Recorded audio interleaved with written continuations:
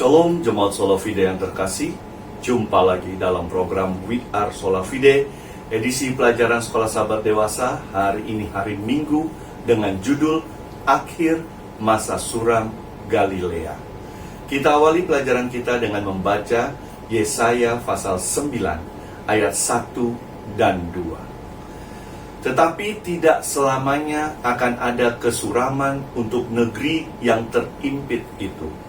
Kalau dahulu Tuhan merendahkan tanah Sebulon dan tanah Naftali, maka di kemudian hari Ia akan memuliakan jalan ke laut, daerah seberang sungai Yordan, wilayah bangsa-bangsa lain. Bangsa yang berjalan di dalam kegelapan telah melihat terang yang besar. Mereka yang diam di negeri kekelaman, atasnya terang telah bersinar.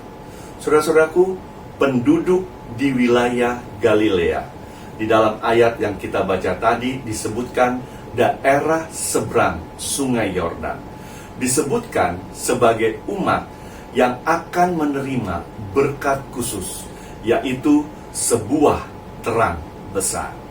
Menurut sejarah, wilayah Galilea adalah daerah pertama di Israel yang ditaklukkan oleh kerajaan Asyur. Dengan demikian, pekabaran Nabi Yesaya yang tercatat di dalam pasal 9 menyatakan wilayah yang pertama kali ditaklukkan oleh musuh akan menjadi wilayah yang pertama kali dibebaskan dari musuh. Mari kita lihat ayat yang lain di dalam pasal 9. Saat ini kita baca ayat 5 dan 6. Sebab seorang anak telah lahir untuk kita, seorang putra telah diberikan untuk kita. Lambang pemerintahan ada di atas bahunya, dan namanya disebut orang, Penasihat Ajaib, Allah yang perkasa, Bapa yang kekal, Raja damai. Besar kekuasaannya, dan damai sejahtera tidak akan berkesudahan di atas takhta Daud dan di dalam kerajaannya, karena Ia mendasarkan dan mengokohkannya dengan keadilan dan kebenaran dari sekarang sampai selama-lamanya. Melalui ayat-ayat ini kita dapat melihat Allah memberikan janji dan harapan bagi umatnya yang tertindas.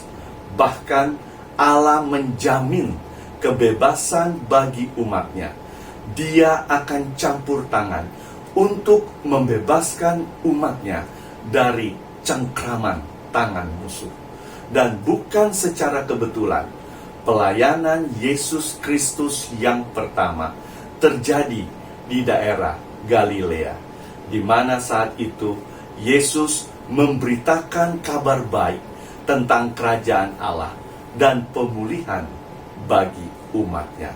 Tetap bertekun di dalam doa, rajin belajar Alkitab, because we are sola fide. Tuhan Yesus memberkati.